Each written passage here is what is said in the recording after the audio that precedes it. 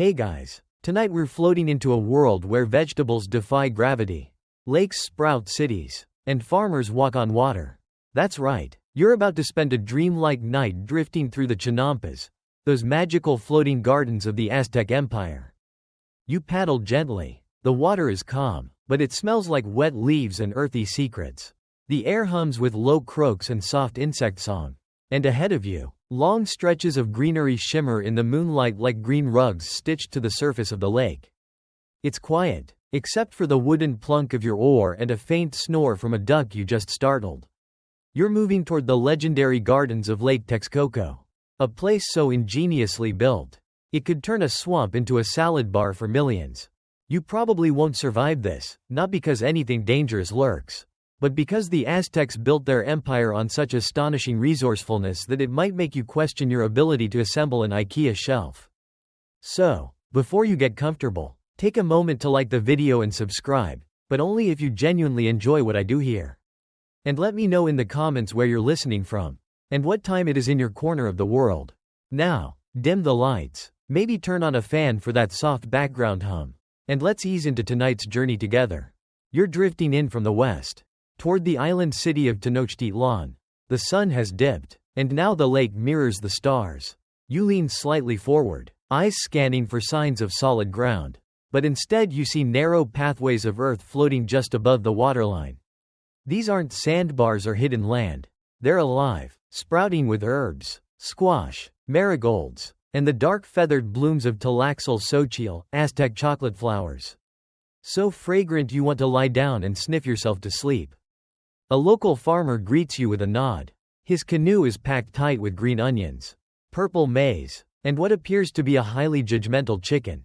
You try to nod back with the solemn dignity of a visiting ambassador. But your boat wobbles dramatically. And now your dignity is wet. He smiles and points to a patch of green ahead. You're going there, he says, to learn, not just about gardening, about survival, power, and the kind of intelligence that doesn't need books, it needs mud. The air smells like cinnamon and swamp. Around you, the floating gardens stretch out like puzzle pieces, each one connected by narrow walkways and shimmering canals. The moonlight casts a soft silver layer across the water, and in that reflection, you start to see the shape of the world the Aztecs built. You learn that these gardens, chinampas, are more than just farmland. They're sacred territory, designed with mathematical precision and a deep reverence for balance. Each rectangular plot is anchored by wooden stakes, filled with layers of lake mud, sediment, and decaying vegetation. Then, it's topped with fertile soil and planted in careful rows. The reeds at the edge stop erosion. The canals between allow easy boat access. And the whole system refreshes itself with the rhythm of the lake. The farmer gestures again, this time toward a bundle of reeds and sticks resting in his canoe. This, he says, is where it begins. Not with seeds, but with scaffolding. You watch as he pulls you toward a fresh patch of water. He drops the reed bundle, then pulls out a handful of mud so dark it looks like chocolate pudding.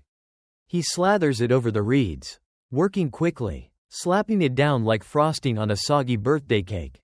The smell is rich, earthy, almost too alive. You notice a worm wriggling and respectfully back away. Nature, you realize, doesn't mind being messy. It minds being ignored. The floating plot takes shape slowly. More mud, more reeds, a few long sticks hammered in at the corners. The Aztecs often used ahuejote trees for this, tall, water-loving willows that grow roots into the lakebed, anchoring the gardens over time. They call this, sowing the land to the lake. You begin to get it now. The genius isn't in dominating nature. It's in tricking it into helping. Your feet finally touch down on one of the finished chinampas. It doesn't feel like floating. It feels firm, springy, and fertile. You kneel and run your fingers through the soil. It's warm. It smells like tea and rain. A frog watches you, unimpressed. This floating garden isn't some quaint side project. At their peak, the Aztecs had tens of thousands of these. Enough to feed over 200,000 people in Tenochtitlan alone. Every day, the city had no cows, no wheelbarrows, no metal tools. Just paddle boats, patience, and the kind of agricultural sorcery that could make your backyard tomato plant feel deeply inadequate. Historians still argue whether the chinampas were developed first by the Aztecs or by earlier cultures like the Xochimilca. But one thing's clear, the Aztecs perfected it. Like taking someone's recipe and making it good enough to feed an empire. The wind shifts, sending a trail of flower petals skimming across the canal. You follow them with your eyes, feeling lulled by the quiet rhythm of this world. The gentle lap of water, the creak of reed fences, the soft rustle of corn stalks in the dark. A distant bell rings, not an alarm, just a signal. Maybe for a shift change, maybe for prayer. It echoes faintly, like a memory half remembered. You sit, you listen, and in that moment, between frog croaks and water ripples, you realize this floating world isn't just about food. It's about harmony, a city built on water, supported by mud, fed by plants, and sustained by human will. One last joke before you lie back? Alright, what do you call an Aztec who builds a floating garden with no mud? A chinampa na. You paddle further along the canal, the boat gliding with the lazy elegance of someone who knows there's nowhere else to be. The night air is warmer now, wrapped in the soft humidity of lake breath. Every few feet, you pass another floating rectangle of earth, each more fragrant and colorful than the last. You feel like you're rowing through a giant vegetable quilt. The lake around you is Lake Texcoco. Or rather, what's left of it, centuries ago, before concrete cities and airport runways sliced through the valley. This place was a sprawling, shallow system of interconnected lakes. Imagine a watery bowl rimmed by mountains, filled with brackish water, strange birds, and a people determined to do the impossible. The Aztecs didn't choose this place because it was convenient. They chose it because their gods told them to.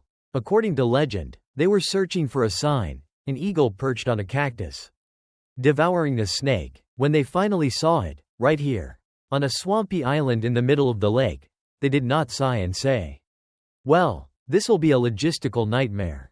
They built a city instead. You know, as one does. Tenochtitlan rose from this watery cradle in 1325.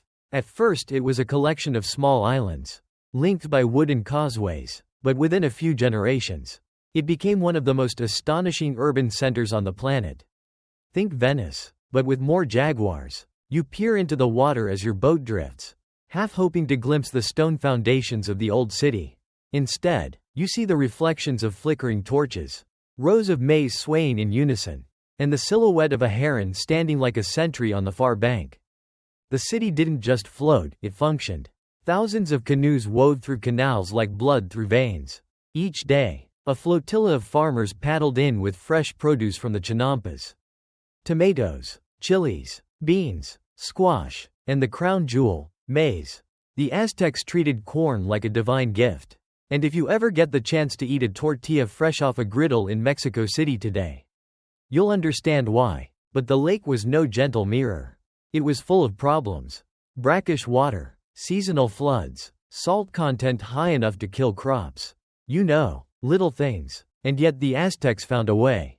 They built dikes to separate fresh water from salt. They designed spillways to manage flooding.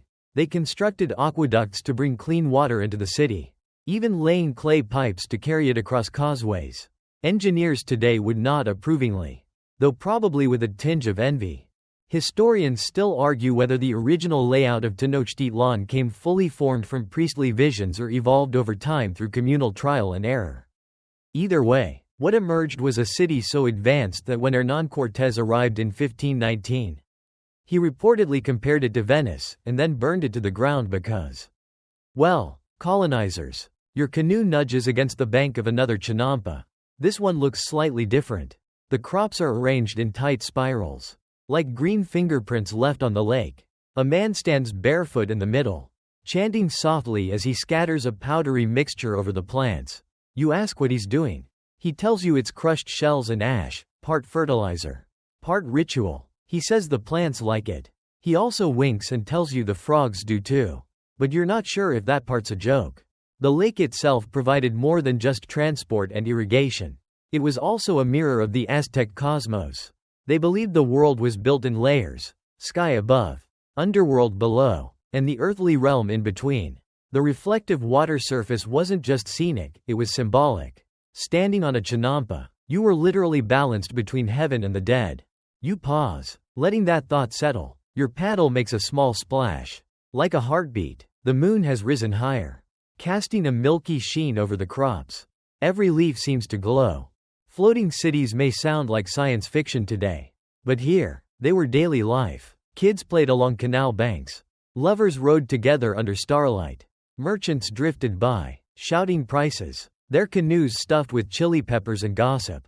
And all of it built atop a lake that most civilizations would have declared uninhabitable. You think about your own city now, gridded streets, honking cars, fast food wrappers in the gutters. Then you look around at this place, where even the mud seems holy. It's hard not to feel a little jealous. By now your legs are numb, but your senses are fully awake. You notice the way the reeds bend in the breeze. You hear an owl hoot. Once, then again, like it's keeping time. You smell burning copal in the distance, a resin used in rituals. Sweet and smoky like incense filtered through bark. You ask the farmer why they keep building the chinampas this way. Generation after generation, he tells you, because they work, because they're beautiful, and because the gods said to. Not everything in the lake is so charming. You swat away a mosquito and nearly tip over. A fish jumps nearby, startling you. For a brief moment, you remember that this place once had crocodiles. Not the Florida beach kind. The prehistoric, would eat your canoe whole kind. A fringe theory even suggests that the Aztecs may have once used the lake's predators, snapping turtles, aggressive birds, or maybe even small crocs, as a sort of natural pest control. Historians debate whether these creatures were deliberately relocated into certain canals, or if they were simply the uninvited roommates of paradise. You lean back again, letting the canoe bob gently. The water slaps against the hull in a steady rhythm, like a lullaby with wet drums. The sky is cloudless now. Stars ripple in the canal as though painted on moving silk. And there you are, floating through a garden that floats, surrounded by a city that rose from mud and myth. Just don't drop your phone in the water. The gods might keep it. You wake to the earthy perfume of wet soil and something frying, though it turns out to be just a clump of herbs singed by a low flame nearby. The boat has docked itself against a woven reed fence, and your guide, who may or may not be the same farmer from before, is beckoning you forward. Time to build your own, he says. His voice is calm, patient, the kind that tells you this is going to take longer than you think. But he hands you a small, carved paddle anyway and motions to a mess of materials piled beside the water. First, the base, long reeds, lashed together with fiber rope, shaped into a flat raft no bigger than a modern parking space. The reeds creak when you step on them, so you step off very quickly. These aren't meant to bear full weight yet. Instead, they're the framework, the bones of the chinampa.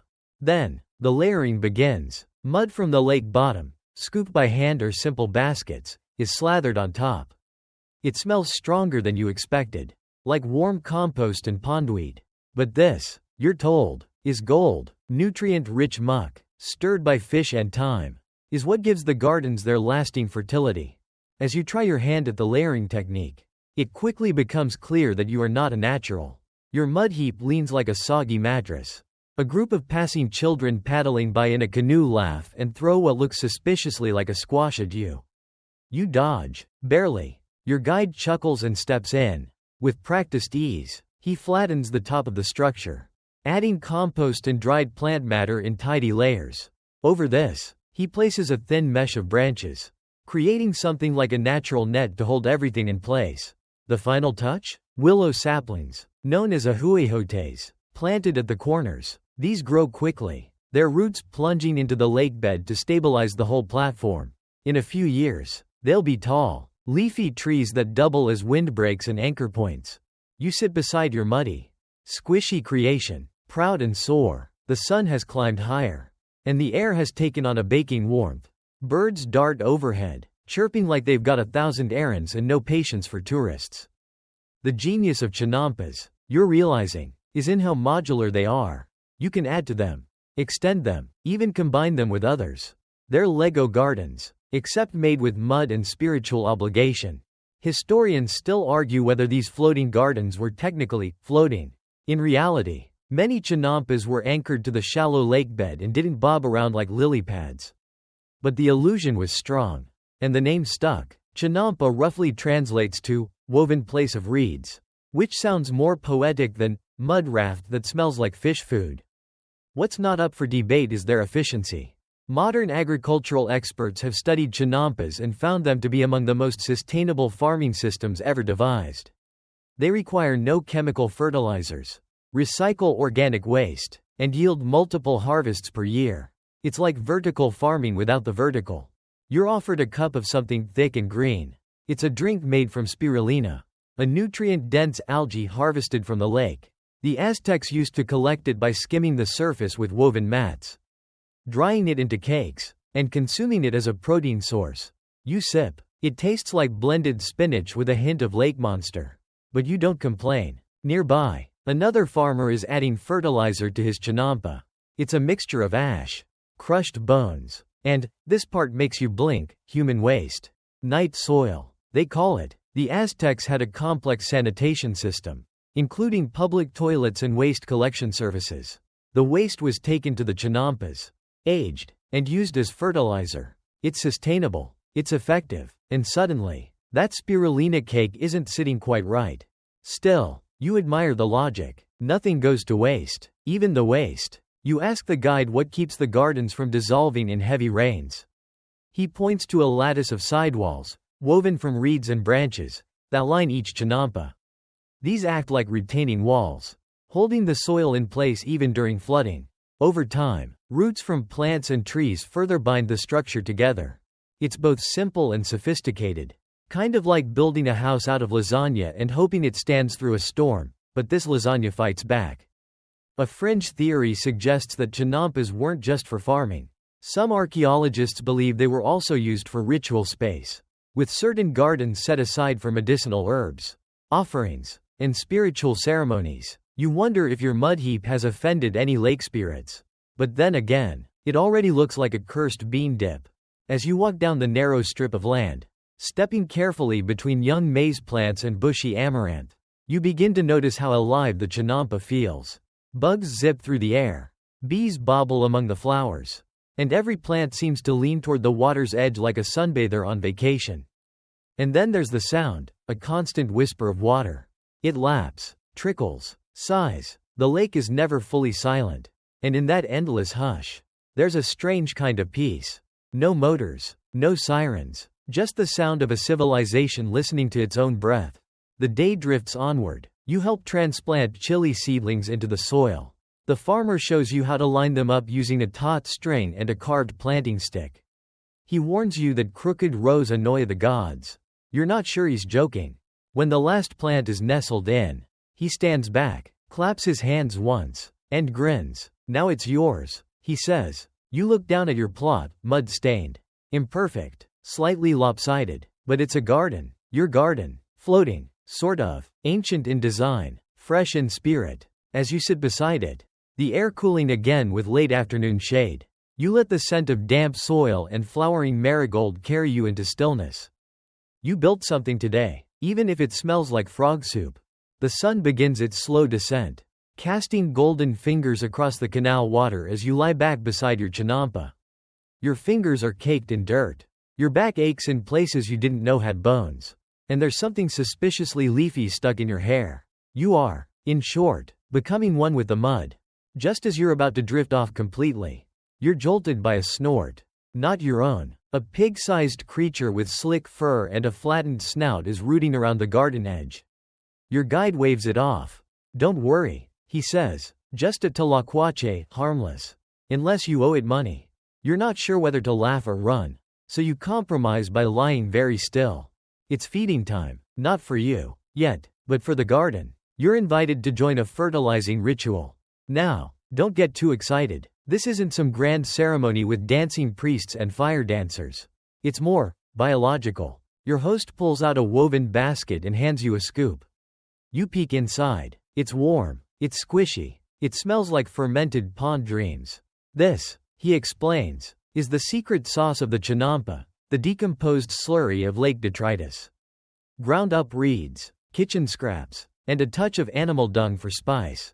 It's ladled in between rows like soup into a long earthen trough. You do your part, one wobbling scoop at a time. As you work, He tells you how the Aztecs were masters of agricultural recycling. Waste wasn't waste, it was future food. You think about your own compost bin at home. Currently home to a single banana peel and some old spaghetti. Respectfully, it doesn't compare. The air grows sweeter as you move through the garden. Not perfume sweet, vegetable sweet. Earthy, rooty. The kind of scent that reminds you life is growing here even when you're not looking. He shows you one of the more unexpected Aztec gardening tricks: the use of animal byproducts for plant health. Crushed snail shells to add calcium. Fish guts buried at the roots to promote nitrogen. And yes, one particularly fringe technique: crocodile dung sunscreen. Ancient Aztecs, especially women working outdoors, reportedly smeared this onto their skin to block the sun. Historians still argue whether it was practical or symbolic. But either way, you decide not to try it yourself. You crouch by a bed of marigolds, cempasúchil. To be exact, these bright orange blossoms aren't just beautiful. They're sacred, used in ceremonies, woven into garlands, placed on altars during festivals. They also repel insects, which earns them even more garden real estate. Further along, a patch of herbs rustles gently. There's epazote for stomach troubles, tlalchichinol for fevers, and wild cilantro so fragrant it could probably cure heartbreak. Everywhere you look, something has a purpose. Even the trees aren't just there for shade. Ahuejotes stabilize the soil, willows are used in medicine, and some reeds, like tools, are woven into mats, sandals, baskets, even lightweight boats. The farmer brings over a clay pot. Inside, steaming and fragrant, is a mixture of amaranth grain and pulque, a fermented sap drink made from maguey plants. You take a sip. It's sweet, slightly fizzy, and alarmingly thick, like drinking a smoothie made by someone who just shrugs when you say, "Not too much pulp." The amaranth itself is a superfood. Both then and now, packed with protein, it was a staple crop for the Aztecs and even used in rituals. Seeds would be shaped into statues of gods, then broken up and eaten, an edible ceremony that blurred the lines between worship and nutrition. Your host explains that planting and harvesting follow a sacred rhythm. Crops are rotated based on the calendar, moon cycles, and offerings made to gods of agriculture like Centiatl. If a harvest fails, it's not just bad luck, it's a message. You notice small figurines tucked under cornstalks.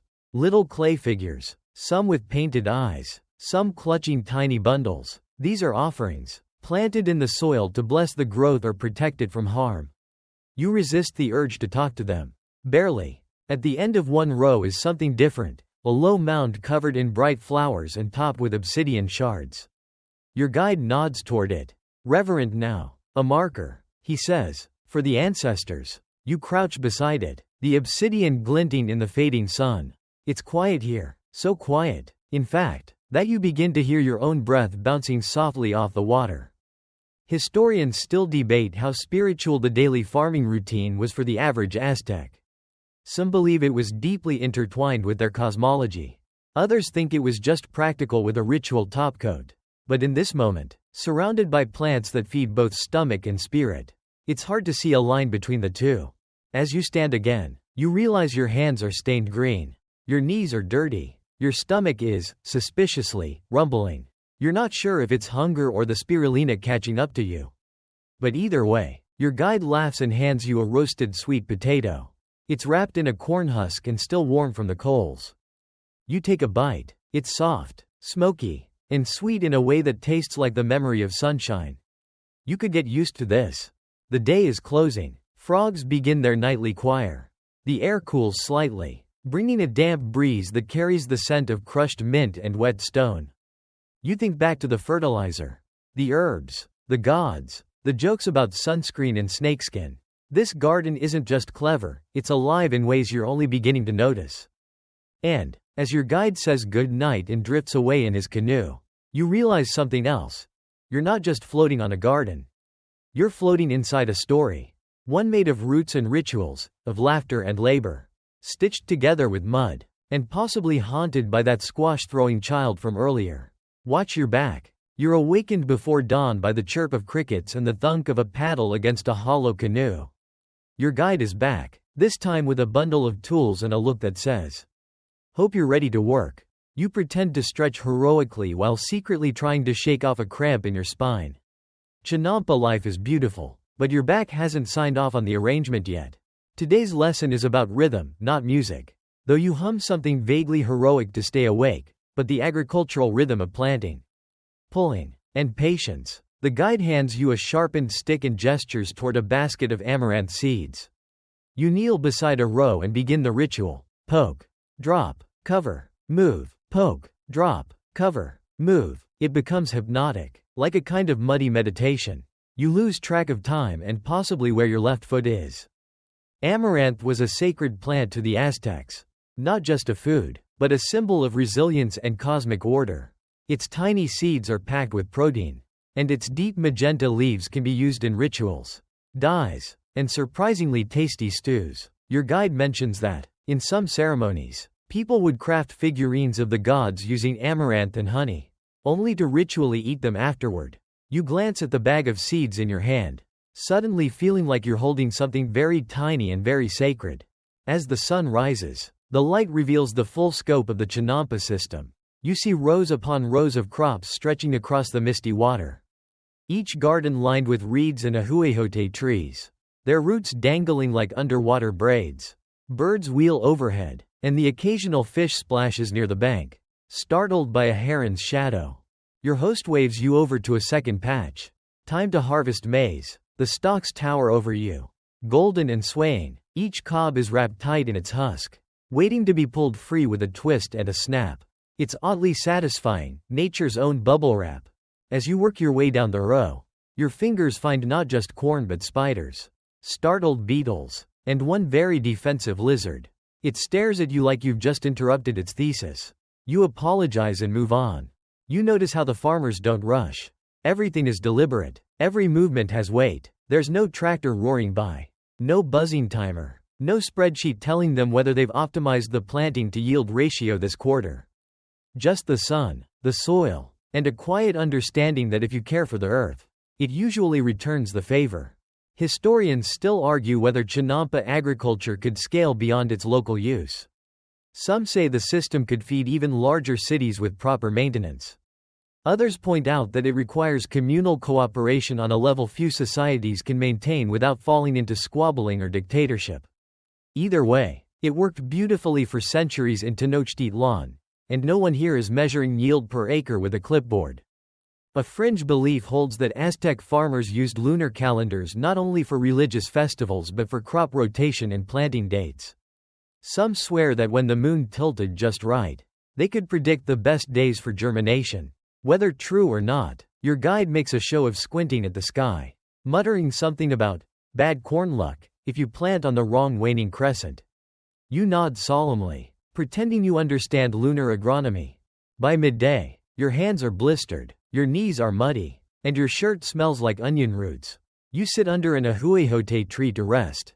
The bark feels cool against your back, and the ground hums beneath you with the buzz of bees and the distant plash of paddles. Food arrives. A young boy with wide eyes and a paddle longer than he is delivers a basket filled with tamales, squash blossoms, and a chunky sauce made of ground pumpkin seeds and herbs. You eat with your fingers, hunched over the meal like a raccoon in a survival drama.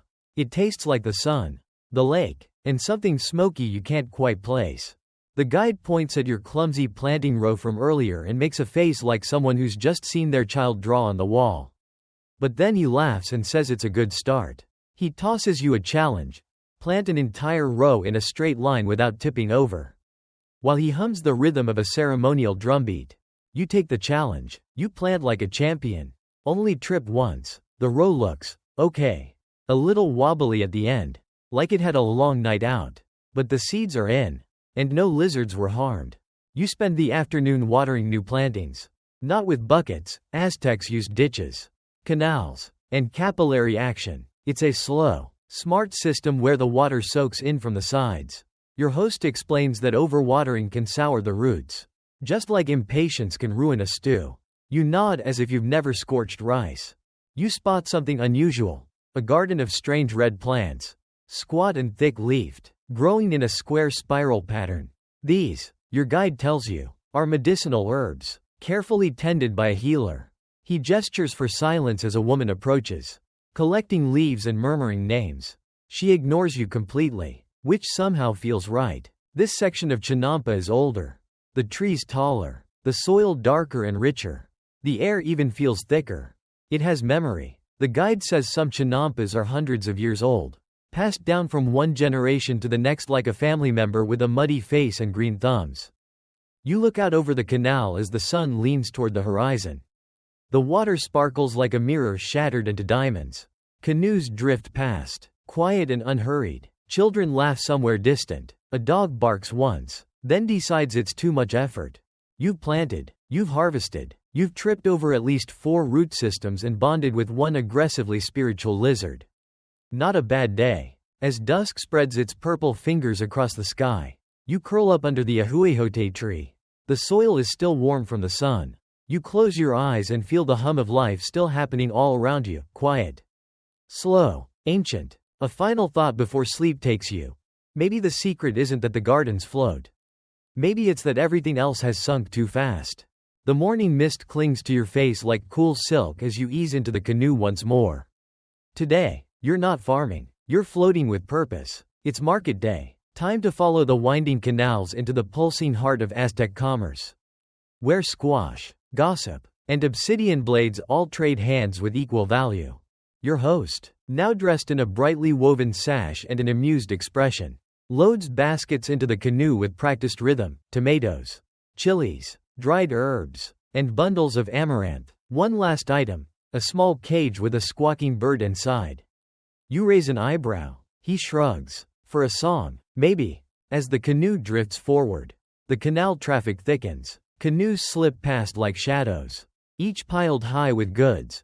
Cacao beans wrapped in cloth, plucked turkeys squawking indignantly, jars of honey sealed with wax and tied with reeds. The scent of maize mingles with sweat and flowers. It's oddly comforting, like the backroom of a farmer's market if it were run by sun gods. Around a bend, the water widens and the buzz intensifies.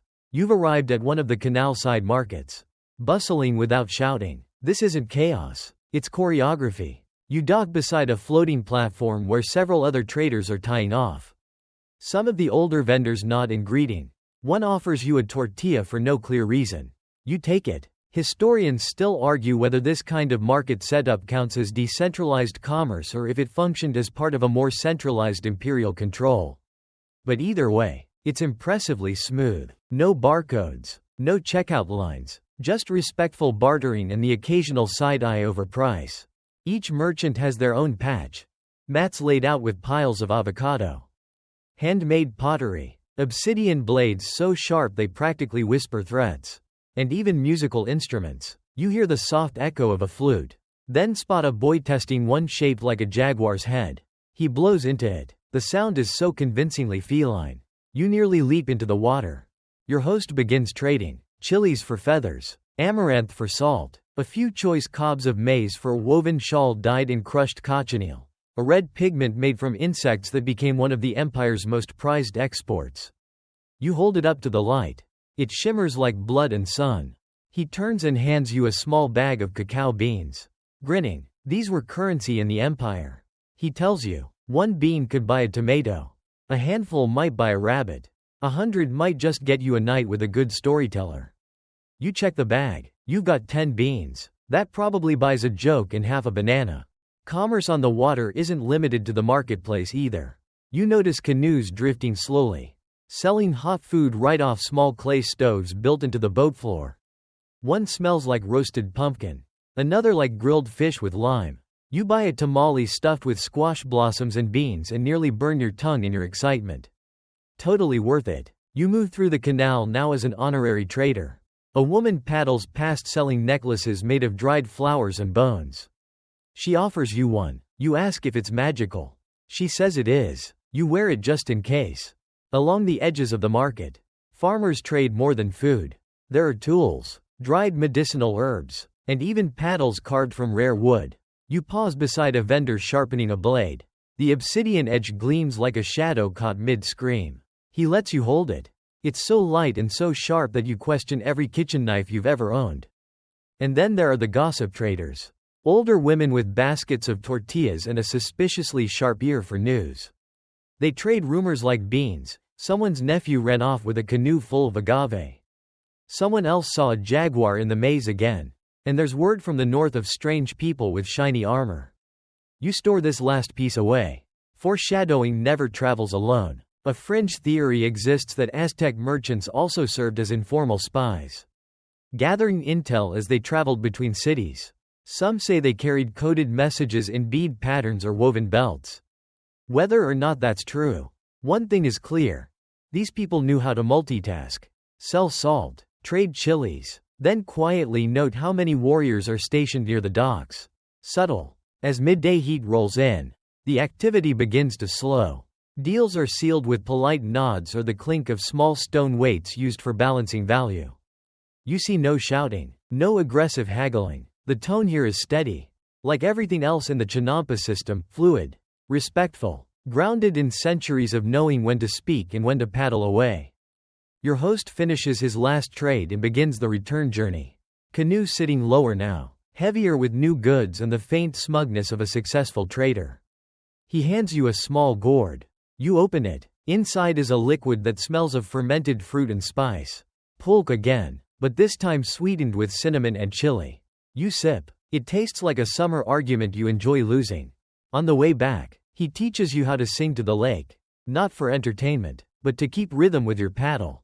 The song is simple, repetitive, low. It fills the space between strokes. Between thoughts. A lullaby for the water.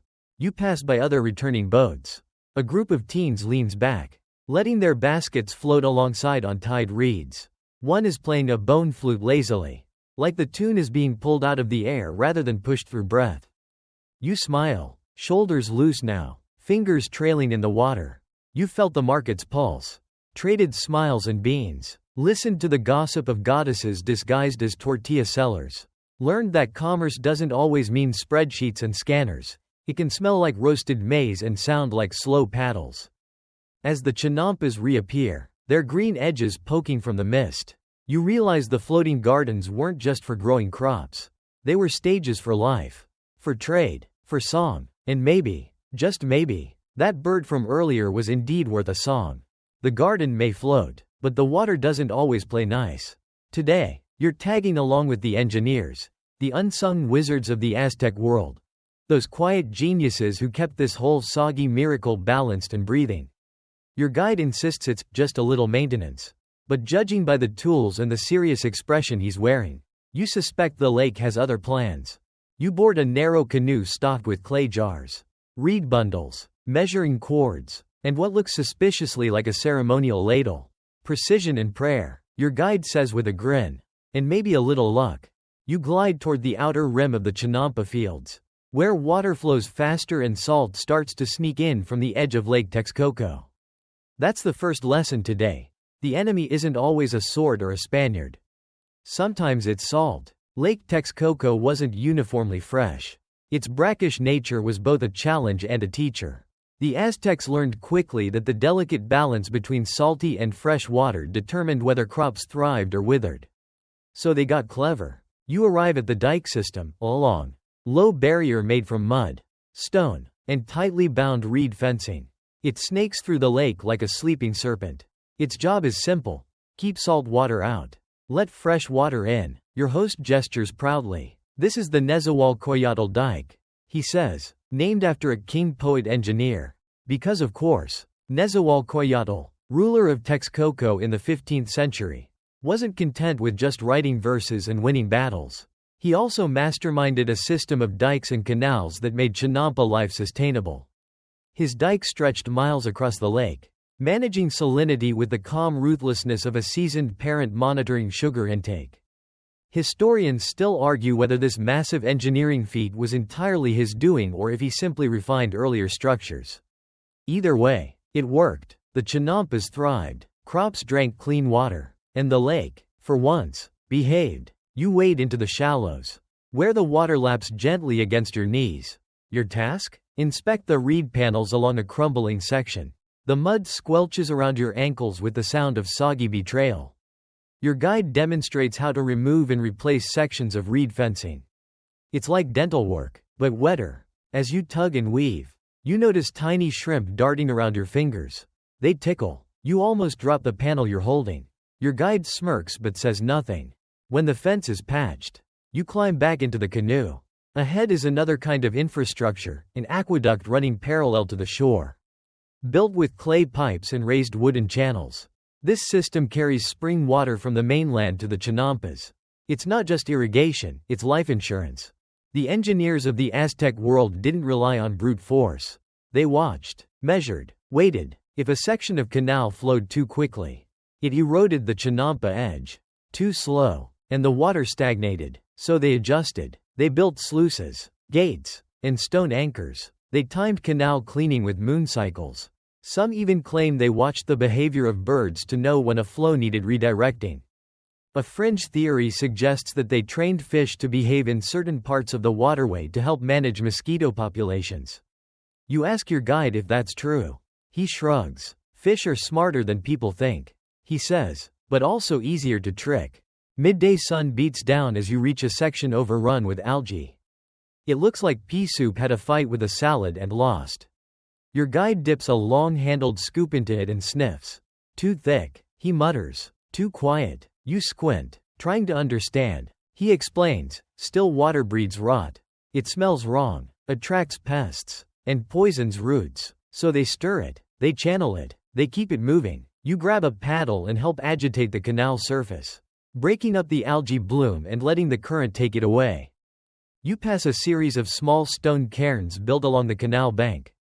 These, he explains, are markers, part navigation, part offering. The stones come from all over the valley, each one a memory dropped in place. Some are wrapped in cloth, others marked with glyphs. You leave one of your own, a smooth river rock from earlier in the trip. Your guide nods. You eat lunch under the shade of an ahuejote tree that leans over the water like a tired guardian. Wrapped tamales again, this time with beans and smoked chili.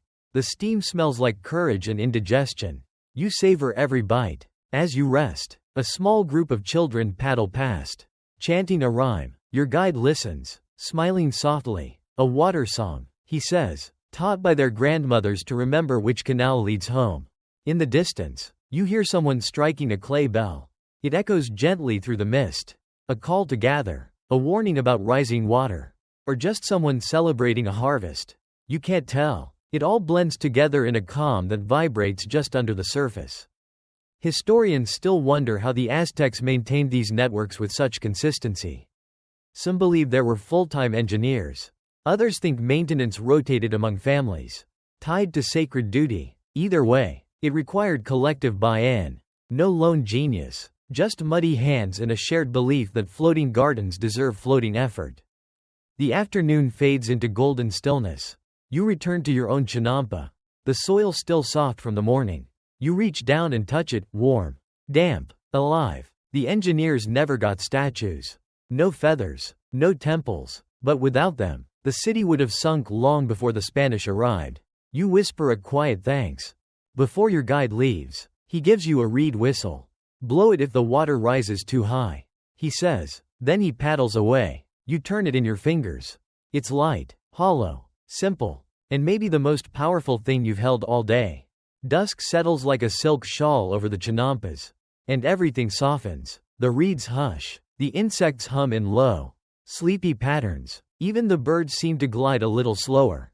You follow your guide down a path barely the width of your foot, hopping between stepping stones and half-submerged logs. Tonight is different. He doesn't bring tools or baskets.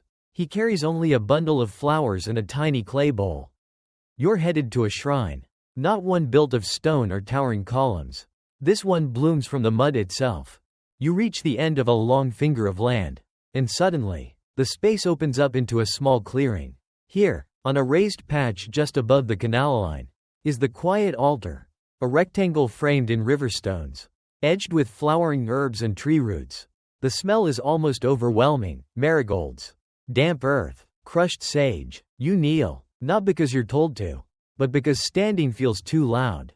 Your guide places the flowers gently on the soil, arranging them in a circle.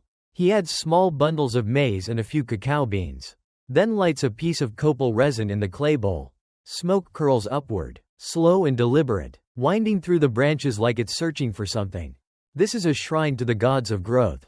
To Sentiatl, god of maize. To Chikomikawatl, goddess of nourishment. Maybe even to Talak, the rain-bringer with a lightning smile and a temper best not tested. The offering is simple, but it is enough. Historians still argue whether chinampa rituals like these were daily necessities or special seasonal events. Some believe each garden had its own mini-cult, while others suggest the rituals were more communal, shared during feast days and full moons. Your guide simply says, "The land listens better when fed." He takes a pinch of amaranth and scatters it across the ground. Some of it sticks to the dew-wet leaves, glittering like little stars. You try it too, feeling oddly reverent for someone who once used a cactus as a backrest by mistake. There's a whispering sound beside you.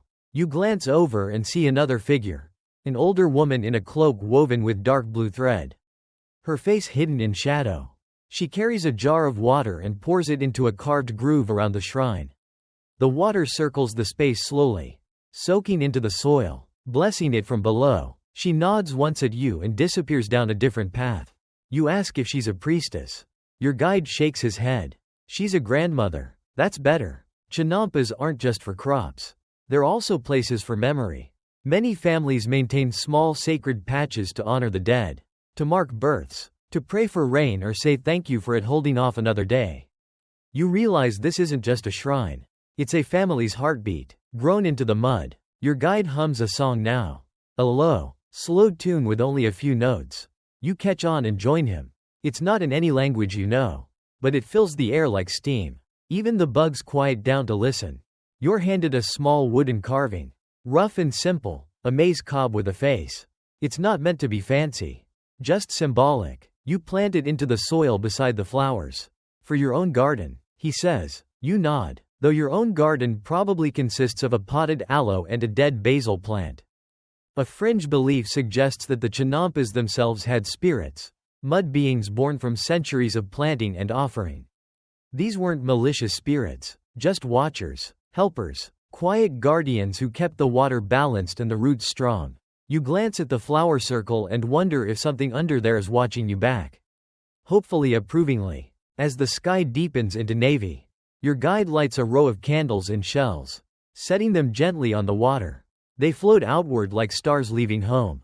Their reflections stretch like golden fingers across the canal's glassy surface. Light guides the insects away from the crops, he says, and the spirits home again. You stay a while longer. The silence isn't empty. It's full. It vibrates with the weight of 1,000 footsteps.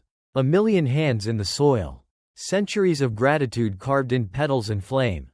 You catch the scent of the copal again, now fading, mixing with the nearby scent of night-blooming jasmine. Your fingers are sticky with resin. Your knees damp, but your chest feels somehow lighter. When it's time to leave, you walk slowly, not because you're tired, though you are, but because you don't want to step too loudly and wake whatever is dreaming beneath the roots. Back at your own chinampa, you find something left by the altar's guardian, a small reed mat with a few more maize cobs laid in a spiral, and a folded leaf containing what looks like salt, chili, and a tiny slice of grilled squash. You take it as a gift, or a reminder, or maybe dinner. Above you, stars settle into place. Below, the water reflects them, making the whole world feel upside down and quiet. No stone temple could have made you feel this peaceful. Just flowers, and smoke, and a garden that listens. The moon is still high when your guide shakes you awake, whispering something about morning luck and first catch. You sit up groggily, rubbing your eyes and questioning every life choice that led you to voluntarily wake up before sunrise. But he hands you a fishing spear and a gourd of hot, spiced atole, and suddenly the world feels less offensive. Today, you're not a gardener or a trader. You're joining the fishermen of the chinampas, those quiet paddlers of twilight who gather the lake's shimmering bounty while most of the city still sleeps. Your canoe rocks gently as you step in. The lake stretches out before you, blanketed by a soft layer of mist. The surface looks like glass wrapped in silk, broken only by the occasional ripple of a fish or the soft thunk of another canoe somewhere in the distance. Your guide paddles silently, his strokes steady and slow, as though he's afraid to wake the water too loudly. You pass under a low arch of trees where willows drip long fingers into the canal. In the branches above, a heron watches you with the suspicious expression of someone who's seen too many clumsy tourists fall in.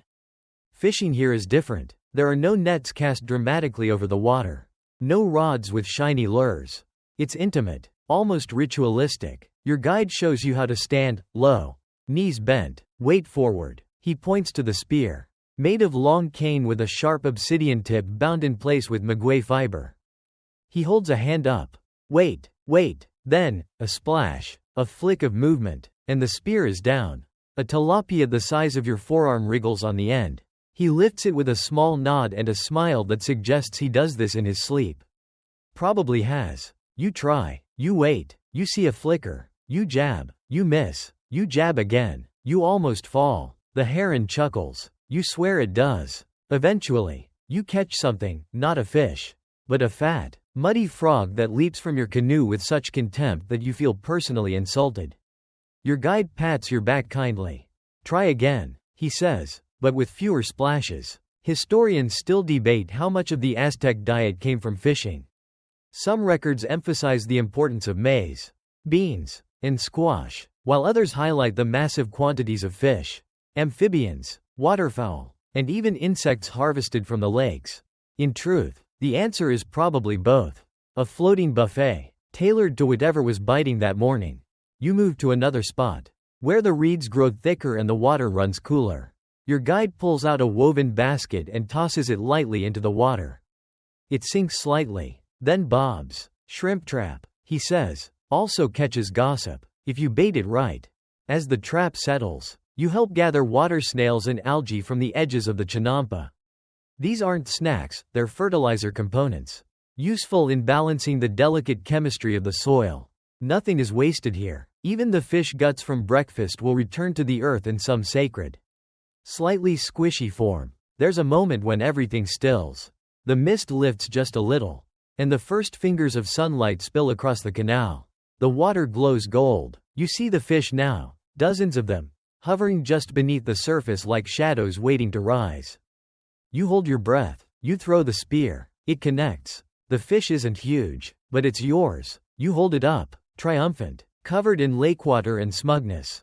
The heron nods, solemn now, possibly impressed. A fringe theory suggests that Aztec fishermen used music to attract fish, low chants or rhythmic tapping that mimicked insects or coaxed curious tilapia to the surface. You ask your guide. He replies by humming a tune and splashing the water gently with a reed. Moments later, you spot a small cluster of fish approaching. Magic? Science? Maybe just excellent timing. You try it. The tune feels silly in your mouth. But the lake doesn't laugh. A few fish dart by, and you almost believe they're listening. With the morning sun fully up, you head back toward the chinampas. The canoe is lighter than you expected, not from the fish, but from how calm you feel. There's something soothing about this kind of hunting. No chasing, no drama, just waiting, watching, and trusting the water to offer what you need. As you dock, a woman meets you with a cloth-wrapped bundle. She's traded pulque for your fish already. Apparently word travels fast here. Inside the bundle is a tamal stuffed with fish and herbs, steamed in a banana leaf and seasoned with epazote. You eat with both hands and no regrets. Nearby, children gather reeds to make fishing toys. One shows you a tiny spear tipped with a thorn. For practice, he says, or for very, very small fish. You ask if it works. He grins. Sometimes, especially if you sing. You sit on the chinampa edge, feet in the water, watching the reflection of the morning unfold. The birds are louder now. The insects busier. A hawk circles overhead, shadow passing like a blessing. Historians still puzzle over how the Aztecs balanced such diversity in diet, spirituality, and engineering. But out here, where fish meet flowers, where reeds hold secrets, and where frogs can judge you with their entire posture, it doesn't feel like a puzzle. It feels like rhythm. You caught a fish today. Maybe not gracefully, maybe not heroically, but you did, and in a place where everything floats. Even your beginner's pride stays afloat too. You sit up in the dark, confused. The air is different, still, but alert. Somewhere nearby, a dog lets out a low growl. Not the, "I heard something" kind. The, "I see something and I don't like it" kind. Your guide appears out of the mist holding a torch. His voice hushed but firm. "Come on," he says. "We've got watch duty." You rub your face and reach for your sandals. Apparently, even floating gardens need guarding. You walk the narrow edges of the chinampa. Torchlight flickering across the rows of maize and beans. Everything looks peaceful, which makes it even more unsettling. Most nights, nothing happens, your guide says, but the raccoons think they own the chili patch. You stifle a yawn and follow him deeper into the night maze. There's a reason for this ritual. Crops here are valuable. Every stalk, every squash blossom is a meal waiting to happen, not just for people, but for a small army of opportunistic creatures. Aztec farmers protected their chinampas from nocturnal thieves, both animal and human. While most of the Aztec Empire was highly organized, farmers were often responsible for protecting their own plots, especially those on the outer edges of the system. Tonight, you're learning that defense means more than fences. You stop suddenly. There's a rustle in the maze. Your guide raises his hand. You hear it too, snuffling. Soft and low. Then two glowing eyes emerge from the plants. A badger. Your guide makes a hissing noise and throws a small clump of dirt. The badger turns, unimpressed, and waddles away like it had better things to do. You exhale slowly and pretend you were never nervous. A few steps later, you come across a snare, simple rope loop tied to a low branch. Your guide shows you how it works, how it's meant for rabbits or curious raccoons. "We don't kill them," he says, "just move them somewhere less hungry." Historians still argue how structured chinampa security really was. Some sources suggest organized patrols existed for state-owned plots. Others believe farmers simply formed neighborhood-style watch groups, relatives taking turns with torches and dogs. Either way, it worked. Crops kept growing. You continue the patrol. At the far edge of the garden, a canoe bumps gently against the bank. Your guide frowns. No one should be out this far this late. You crouch behind a pile of reeds while he approaches. Torch held high. A teenage boy emerges, sheepish, with a basket of stolen beans and a face that screams, "Poor decisions." Your guide doesn't yell. He just points him toward shore. The boy paddles away without a word. "Hunger makes people brave," your guide says softly. Back at your chinampa, you take a turn alone, pacing the edges with the reed spear from earlier. The moonlight spills across the water like pale smoke. Insects chirp. Something hoots in the distance. You turn slowly, watching the shadows, and then you see it, perched on the fence post at the very edge of your field. An owl. Huge, silent, regal. It turns its head toward you and stares. There is no attack, no screech, just stillness. You and the owl. It judges you quietly, then flaps its wings once and drifts away into the trees. You feel like you've been excused from something important. A fringe tale your guide tells later over a mug of warm cacao says that owls are watchers. Not of mice, but of souls. They keep tally of the living and the dead and help guide both. "If one watches you too long," he says, "either it likes you, or it's waiting." You try not to think about that too hard. Later, you return to a small hut on the edge of the garden. Inside is a map carved into wood, showing whose chinampas touch whose, and where night patrols overlap. Turns out this is more organized than you thought. There's even a bell to ring in case of emergency, like, say, an army of angry raccoons. Or worse, a rival farmer trying to sabotage your crop. Sabotage did happen, whether driven by jealousy, competition, or old grudges. Some farmers would try to poison or flood their neighbors' gardens. In response, water levels were watched, dikes reinforced, and canals sometimes blocked off at night. Agriculture here wasn't just about growth, it was about survival. You volunteered to stay out for the last watch. Your guide hands you a reed flute. Blow twice if something big comes. Once if it's just a duck pretending to be a monster. You sit cross-legged beside the maze, watching mist curl through the leaves. It's beautiful, but also eerie. The kind of beauty that feels ancient and fragile. You hear small noises, plants rustling, frogs plopping into water. A distant splash from a fish. You stay still, letting the sounds layer around you like a blanket. Eventually, sleep tugs at your eyes. But just before you drift off, you think you hear footsteps. Soft, deliberate, like someone walking barefoot on mud. You sit up, heart ticking louder than it should. Nothing. Only water. Only reeds. Only the garden breathing in the dark. You blow the flute once. Just in case. By morning, everything is wet. Not with rain. Not yet. But with the kind of dew that creeps into your sleeves and under your collar before you even open your eyes. You sit up slowly, sore from the night's vigil and still mildly haunted by owl eyes. But then you hear it, the distant rumble of thunder. Low, long, like the sky stretching its back. Your guide stands by the water's edge. Looking up. She's coming, he says. You glance up too. The clouds are gathering thick and heavy, stained with ash-gray streaks. The wind smells different, more electric. Like wet stone and citrus peel. It's not panic yet, but you feel the chinampas' quiet tension. Something's shifting. Today, you'll experience what happens when the rains misbehave. Chinampa life depends on water, but too much of it, arriving too quickly, can ruin everything. The canals rise, the soil turns to sponge, and all that careful planning starts to slide. Your guide hands you a woven reed mat. We use these to divert runoff, he says, and to patch leaks before the lake eats your garden. That last part might be a joke. You hope. The first drops fall mid-sentence. Not a drizzle, a splat, then another, then 50 more. You scramble under a canvas awning while your guide calmly begins unrolling the mat along the chinampa's edge. Rain here is not just weather. It's a god's mood swing. Tlaloc, the rain deity, has many faces, giver of crops, bringer of floods, and occasional snatcher of the unprepared. According to myth, he resides in a lush, misty paradise, and when displeased, he sends storms as messages. Today, he is writing in bold cursive. You rush to help reinforce the chinampa's retaining walls. The edges are lined with stones, reeds, and root masses that usually hold up just fine. But this is test conditions. The rain picks up, drumming on the water with the insistence of a child banging a pot. Your feet sink in the soil with each step.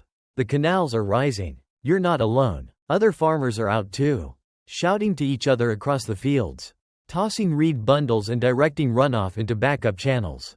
A young boy nearby frantically digs a trench using half a broken gourd. You join him. It's teamwork at its most desperate. Historians still argue about how often major flooding truly endangered chinampas. Some records describe once-in-a-generation storms that swallowed entire fields, while others suggest smaller, manageable surges were far more common. What's not debated is how fast the community responded.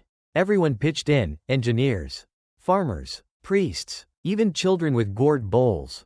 A fringe belief holds that certain chinampas were blessed with magical resistance to flooding, that they were built on sacred veins of the lake that whispered warnings before danger arrived. Your guide laughs when you ask, but he does glance sideways at the shrine plot. Just to be sure, you follow a group carrying heavy baskets filled with stones. These are used to weigh down particularly soggy sections, stopping the soil from floating away like a bad soufflé. Each step is a slip. Your hair sticks to your forehead. You lose a sandal briefly, then find it again clinging to a root like a tiny scared octopus. The rain doesn't stop. It changes, grows louder, colder. The wind joins in, turning reeds into whips and sending ripples like marching feet across the canal. Your guide hands you a tool, a long, forked branch, and tells you to start clearing debris from a drainage channel. Leaves, twigs, a drowned hat, and, alarmingly, what looks like a doll float past. You poke and scoop, letting the water rush faster down its planned course. At some point, the worst of it hits. A wall of water from upstream overflows into one of the lower fields. You watch helplessly as a row of young chili plants is pulled sideways, their roots tugged like teeth. A woman cries out. You run with her to place more mats.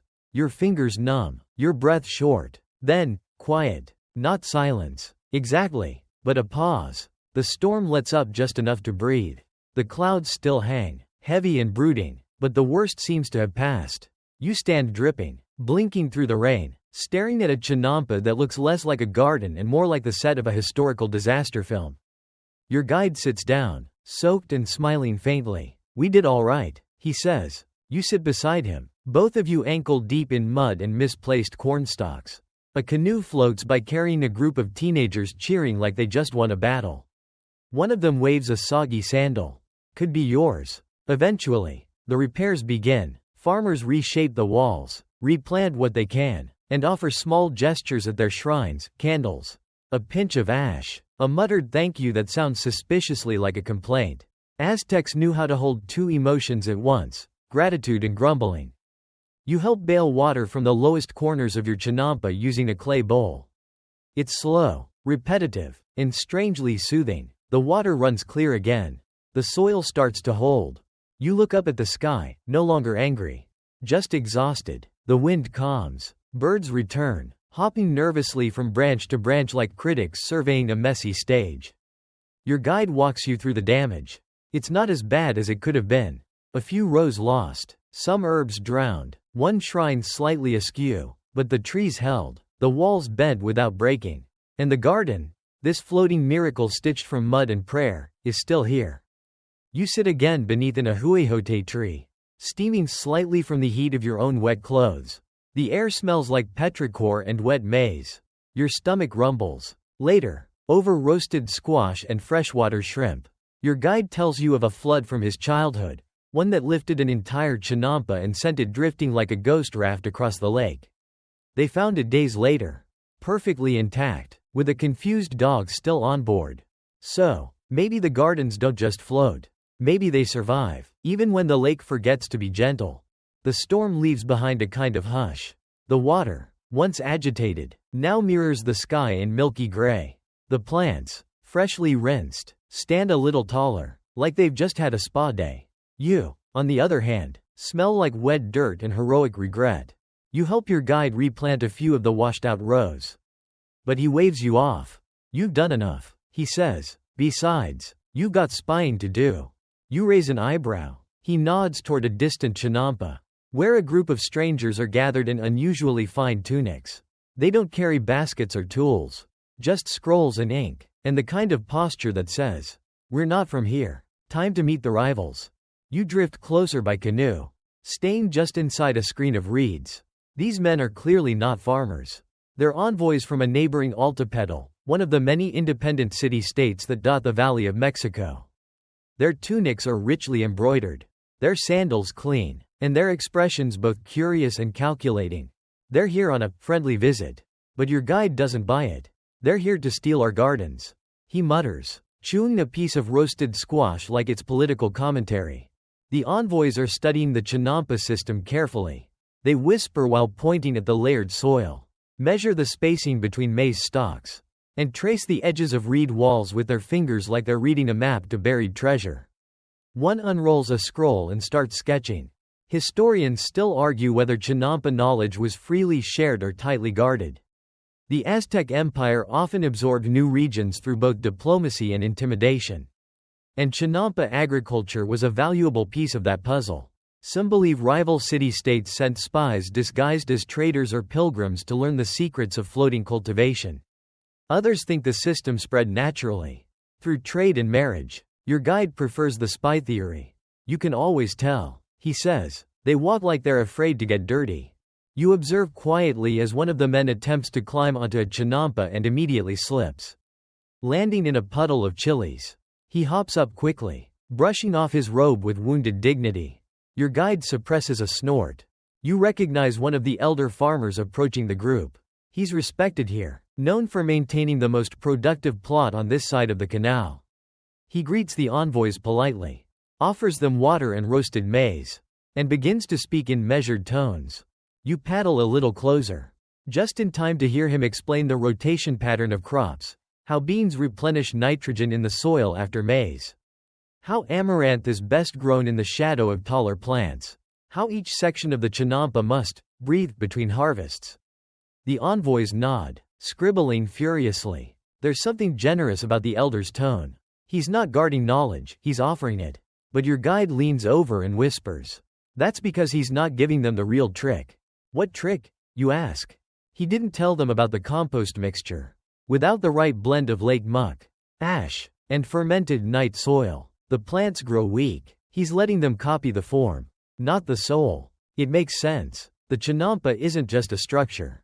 It's a relationship, one you earn, layer by layer. A fringe rumor you hear later says some rival cities tried to recreate chinampas but failed miserably, too salty, too dry, or worse, too clean. One tale claims an overeager noble in Tlaxcala built a massive floating garden with imported reeds and hand-painted stone edging, only to watch it sink within days, taking a month's worth of fish with it. As the envoys wrap up, one of them approaches a local child offering flower garlands. He bends, accepts a garland politely, and ties it to his scroll case. A small gesture, but telling. Perhaps admiration, perhaps an attempt to blend in, or maybe just superstition. They leave with nods and polite farewells. The elder farmer returns to his chinampa. Unworried, let them try, he says. The lake will decide if they're ready. Your guide shakes his head.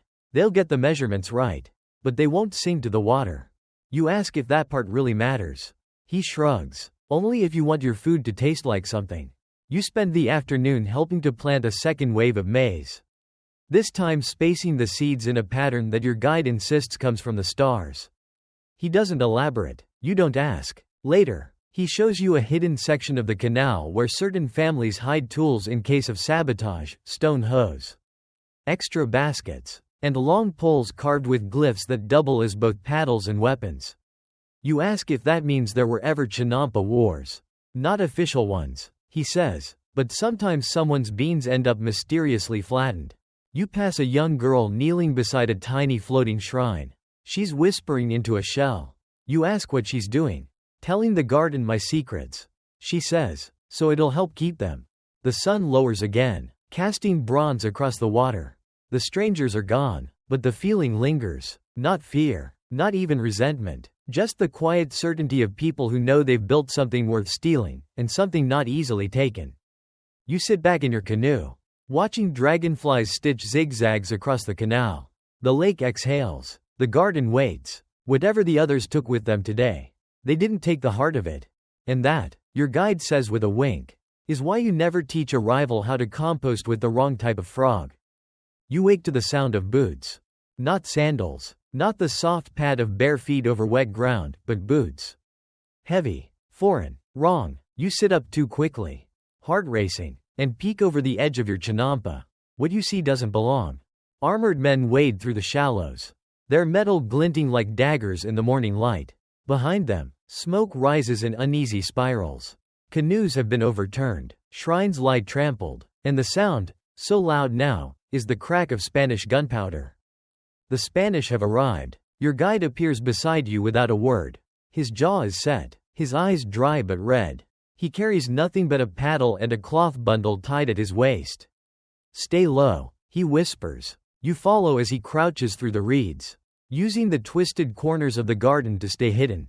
Around you, the chinampas smolder, crops burn. The canals, once serene veins of trade and song, are now clogged with debris and shouts in a language you barely understand. You'd always known this was coming. The signs were there, envoys whispering of strange men on the coast. Rumors traded for cacao in the marketplace. Gods with pale faces and thunder in their hands. But now it's real, and it's tearing the water apart. Historians still debate whether the Spanish fully understood what they were destroying. To them, the chinampas may have seemed quaint, primitive even, certainly not the product of engineering so elegant it had kept millions fed for generations. Some accounts say Cortés himself marveled at the gardens, even took notes. Others suggest he saw only obstacles: wet land to be drained, canals to be bridged, and a city to conquer. The siege of Tenochtitlan turned the lake from lifeline to battlefield. The Spanish cut off causeways, blocked canals, and forced the Aztecs into starvation tactics. The once quiet paddles of farmers were replaced by war canoes, and chinampas were seized, burned, or abandoned entirely. You follow your guide to a hidden grove of trees, where the reeds grow too thick for horses and the water runs too shallow for boats. Here, a group has gathered: farmers, children, elders, all holding what they could carry. Baskets of seeds, clay pots of maize flour. One boy clutches a broken flute. No one speaks. Then the elder from earlier, the one who outwitted the envoys, steps forward. He raises his hand, not in command, but in calm. We plant again, he says, when this storm passes. His voice carries like smoke, thin, but steady. The others nod. A fringe story passed down in these families says that even during the worst of the siege, a few farmers stayed behind, hid in the reeds, snuck into the city at night to leave food where the starving could find it. Historians call it unlikely. Locals call it fact. You help hide a canoe beneath a net of branches. Inside, packets of seeds wrapped in cloth are carefully tucked among coils of fishing line and folded reed mats. You ask if you'll be using them soon. Your guide says nothing, only tightens the knots. Later, when the gunfire softens and the sky turns an uneasy orange, you sneak back toward your chinampa. What you find stops you cold. Your garden is still there, charred in one corner, its reed fence torn, but alive. Maize stalks lean like wounded soldiers. Amaranth sways faintly, kissed by ash, and the little carved maize idol, the one you planted at the shrine, is blackened but unbroken. Your guide steps beside you, placing a hand on your shoulder. The lake remembers, he says. Historians still argue whether the fall of Tenochtitlan was inevitable, whether the Aztec Empire collapsed from within or was undone solely by European steel and disease. But they all agree on one point: the gardens didn't fall overnight. Chinampas kept feeding people long after the capital fell. They adapted, were hidden, rebuilt, passed down in secret, under Spanish noses. The floating fields outlasted the empire they once fed. You kneel and begin clearing debris from your plot. Your hands move without thinking. Brush aside char, scoop fresh soil, re-stack stones. Around you, others emerge, quiet, covered in soot and sorrow, but not defeated. A woman pours fresh water into the irrigation ditch. A boy chases off a crow. Your guide plants a single seed and pats the soil like he's greeting an old friend. In the distance, drums echo faintly. Not war drums. Ritual. Somewhere, someone is still singing. The chinampas, you realize, aren't just farming systems. They're memory keepers. They carry centuries in their roots. Every reed, every muddy step, every handmade basket is a quiet defiance against forgetting. A fringe belief holds that the lake itself protected its gardens, that when the city burned, the water rose not in rage, but in mourning, to cloak the last survivors in mist and silence. You're not sure if it's true. But when the wind shifts, bringing the scent of damp maize and rain-soaked smoke, you want to believe it. The Spanish would eventually drain much of Lake Texcoco, dig trenches, build roads, and lay down their version of order. But for now, under the hush of twilight, the chinampas remain, floating, waiting, alive. The city is gone, not erased, but buried. Beneath cobblestone streets and colonial facades. Beneath markets selling churros and modern textbooks. Tenochtitlan slumbers, but the gardens? Some of them never left. You arrive in Xochimilco, where the chinampas still breathe. Centuries after conquest, drainage, and concrete, this quiet pocket of Mexico City cradles the last living traces of the floating empire. It's a place that smells like river water and wet marigold, like tacos cooked near shrines and the slow breath of old gods. Your guide, different this time, a man with gray hair, dirt-stained hands, and a cell phone cracked at the corners, welcomes you with a smile that feels like home. This way, he says, motioning toward a small wooden pier where faded canoes bob. One has the name, Tlaloc's Tooth, painted in shaky white letters. You're charmed and slightly concerned. You climb aboard and drift slowly into the stillness. The chinampas here are smaller now, sectioned and boxed, hemmed in by time and tourism. But they are alive. Birds still call from the trees. Flowers still bloom in impossible colors. And the water? Still whispers. You pass fields of lettuce, bright and orderly, rows of chard, beds of blooming zinnias. Your guide tells you that some of these plots have been tended by the same families for 15 generations. We don't own the land, he says. We belong to it. He shows you how they maintain the ancient techniques: layering compost, recycling waste, planting willows at the corners to hold it all together. The science was already here, he says. We're just repeating it until the world remembers. Modern farmers here have partnered with conservationists and universities. They're growing organic vegetables, preserving native species, and teaching schoolkids how to paddle between tomatoes.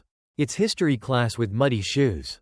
Historians still argue whether these surviving chinampas are true continuations of the old ways or modern revivals. Some claim that only fragments of the original system remain. Others argue that what matters isn't structure, but spirit. Your guide agrees with both. We lost some things, he says, but we kept enough. You reach a plot with bright banners strung between saplings. A celebration. Today's harvest was good. A small group of children scatter seeds in the water, watched closely by a woman who sings quietly under her breath. A boat nearby plays slow music from a wooden flute. You don't understand the lyrics, but you understand the feeling. A fringe project here involves reintroducing axolotls, those mythical-looking amphibians with permanent smiles and ancient lineage. Once abundant in the lakes around Tenochtitlan, they were nearly lost to pollution and urban sprawl. Now, thanks to researchers and chinampas working together, they're making a comeback. You peek into a shallow canal and spot one. Pink, wiggly, slightly absurd. It blinks at you like it's in on some cosmic joke. You wave. It does not wave back. Further along, your guide points to a shrine nestled under a canopy of trees. It's new, a blend of Catholic saints and Nahua deities. Candles, maize, flowers, a photo of a grandmother. Hands folded over a basket. He tells you the woman taught half the local farmers how to weave reed fences. They still use her patterns. You're invited to eat. At the edge of one chinampa, a small table has been laid with tamales, squash soup, and a thick, earthy mole that tastes like 300 years of cooking memories. You sit on an upturned bucket and eat with your fingers. No one minds. Everyone is laughing. A child offers you a chili so spicy your ancestors briefly visit to scold you. And then there's the music. A teenage boy plays a clay whistle shaped like a bird. It trills and chirps. Someone adds a drumbeat. Then come the voices, low, rhythmic, layered. A song that's probably older than the streetlights back in the city. Historians still dig for Tenochtitlan. They map foundations under parking lots, scan temples beneath government buildings. But out here, on the water, it never really disappeared. Your guide lets you plant one last seed. He hands you a packet wrapped in cloth. Inside, amaranth, maize, and a single marigold bulb. You press the seeds into the soil gently. The ground is soft. It smells like rain. It smells like memory. You don't say anything, but your guide nods, like he heard you anyway. As the sun sets, the water glows again, just like it did when you first arrived. Canoes drift lazily. Kids wave from distant plots. And smoke from a cooking fire dances up toward the stars. In the shadows, the willows creak gently. A dog barks. Somewhere, an owl watches. The gardens are still here. Not just floating, enduring. You paddle slowly now. Not because you're tired, though you are, but because something inside you refuses to rush.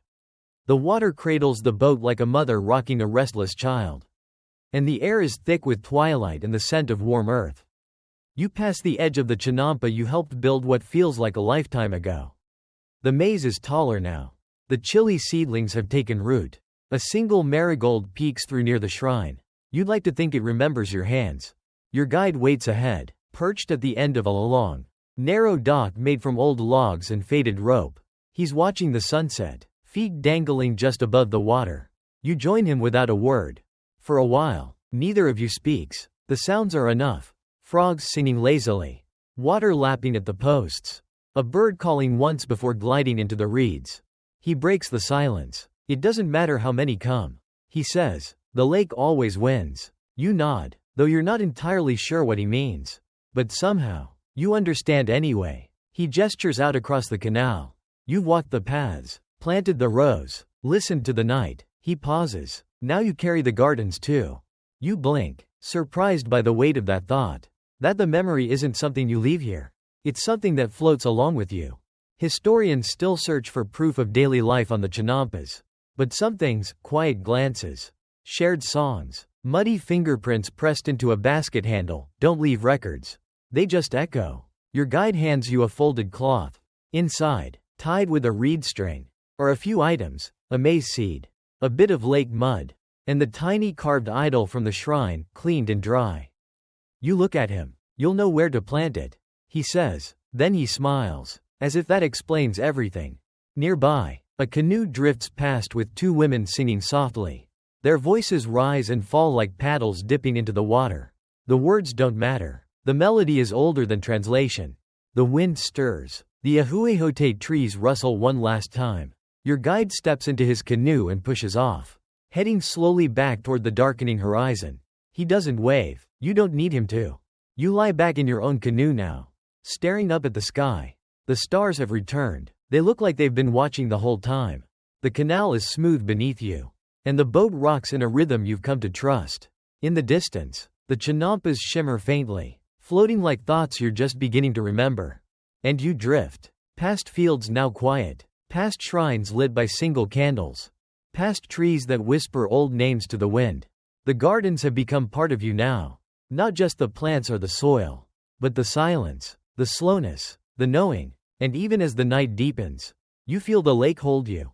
Still, safe, rooted, floating. And now, with the lake behind you and the sounds of the garden fading into night, you let go. Let the last ripples settle. Let the mist draw a soft curtain over the fields. Let your breath slow, your thoughts loosen, like old knots entangling in warm water. You feel your body melt into the rhythm of it all, the paddles, the rain, the planting stick tapping gently in the soil, the weight of mud under your fingernails and the scent of marigolds in the wind. It's still there, all of it, wrapped around you like reeds in the current. You're drifting home now, maybe not the same home you left, but a quieter one where roots grow even when you sleep, and the water carries your dreams instead of your worries. You remember the heron, the lizard, the badger in the chili patch, the shrine lit by smoke and song, the way the moon rose without asking, and the way it always will. Whatever comes tomorrow, whatever storms, cities, strangers, you carry the chinampas with you now. In your breath, in your slowness, in your knowing that not everything sacred stands on stone. Some of it floats, some of it waits, and some of it lives on through the ones who remember to listen. Now take one more breath. Let the water rock you. And rest.